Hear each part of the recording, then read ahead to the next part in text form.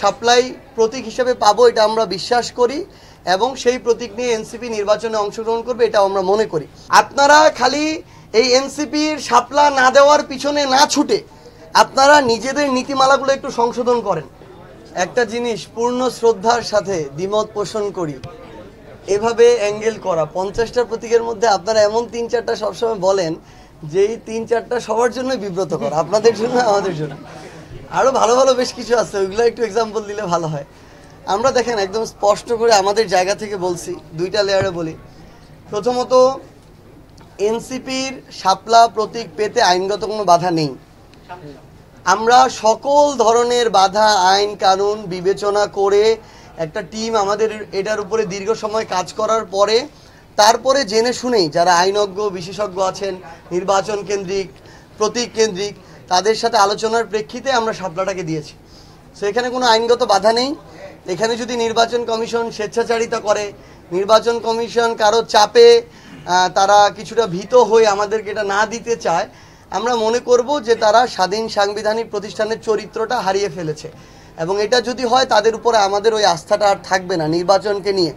So যেহেতু এখানে আইনগত কোনো বাধা নেই, আমরা একদম স্পষ্টভাবে আমাদের জায়গা থেকে সাপ্লাই প্রতীক হিসেবে পাবো এটা আমরা বিশ্বাস করি এবং সেই প্রতীক নিয়ে এনসিপি নির্বাচনে অংশগ্রহণ করবে এটা আমরা মনে করি। নির্বাচন কমিশনের আরেকটা বিষয় আমরা আসলে বলতে চাই, বিগত বছরের পর বছর ধরে নির্বাচন কমিশন যেভাবে ফাংশন করেছে, বর্তমান নির্বাচন কমিশন এসেও যদি ওইভাবে ফাংশন করার চেষ্টা করে এটা আমাদের জন্য অভ্যুত্থান পরবর্তী সময়ে লজ্জার। আপনারা দেখবেন এনসিপির সাথে আরেকটা দলের নাম নেওয়া হয় জাতীয় লীগ, যারা নাকি পেতে যাইতেছে।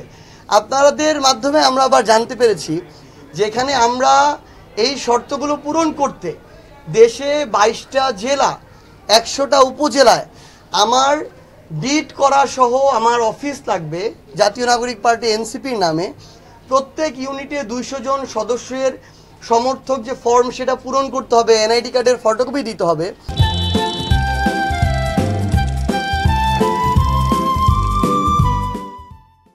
এটা করতে গিয়ে যখন আমার যারা নেতাকর্মী তাদের ঘাম ছুটে যায়, আরেকজন জাস্ট ক্যামেরা দেখে টয়লেটের পাশে 2 ফিট বাই 1.5 ফিটের একটা পিভিসি দিয়ে তারা নিজেদেরকে দল হিসেবে আত্মপ্রকাশ করার যোগ্য হিসেবে বিবেচনা করে এই নির্বাচন কমিশন। কি এমন শর্তগুলো তাদের আগে ছিল যেই শর্তগুলো এতটা অপ্রাসঙ্গিক একটা নাম বা দলকে প্রাসঙ্গিক করে তুললো, এটা আসলে আমাদের নির্বাচন কমিশনের কাছে প্রশ্ন। এবং এটাও প্রশ্ন, যদি এইরকম নাম সর্বস্ব একটা রাজনৈতিক দল তাদের কোন পূর্বের কোন একটা শর্ত আজকে থেকে 20, 30, 40 বছর আগের পূরণ করে এভাবে পেয়ে যায়, তাহলে তো যারা এত কষ্ট করেছে তারা তাদের জায়গা থেকে ওই যে কষ্টের যে মূল্যটা এটা তো হারিয়ে ফেলবে, এটা তো হওয়া উচিত না। তাদের এই নীতিমালায় তো সংশোধন আসা উচিত। বাংলাদেশে বলতেছে রাজনৈতিক যে নিবন্ধন এরকম দল আছে 45টা বা তার প্লাস মাইনাস বা একটু উপরে।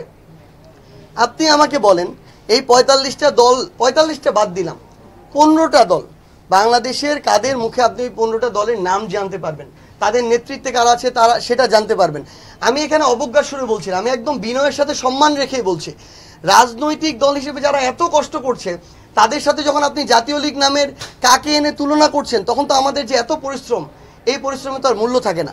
তো আমরা নির্বাচন কমিশনকে আমাদের জায়গা থেকে অনুরোধ করব, আপনারা খালি এই এনসিপির শাপলা না দেওয়ার পিছনে না ছুটে আপনারা নিজেদের নীতিমালাগুলো একটু সংশোধন করেন।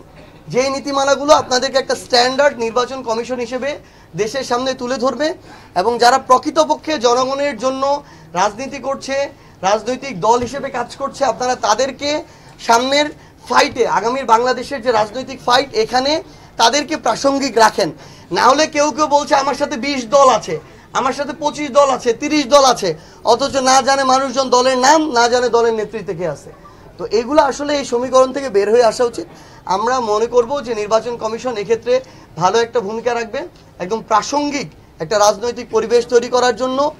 এনসিপির যে অধিকার আইনগতভাবে যেটার কোনো বাধা নেই, শাপলা, এই শাপলা পাওয়ার জন্য তারা তাদের জায়গা থেকে তাদের যে চরিত্র, স্বাধীন চরিত্র, এটার বহিঃপ্রকাশ ঘটাবে এবং আমরা বিশ্বাস করি এনসিপি শাপলা নিয়ে আগামী নির্বাচনে অংশগ্রহণ করবে।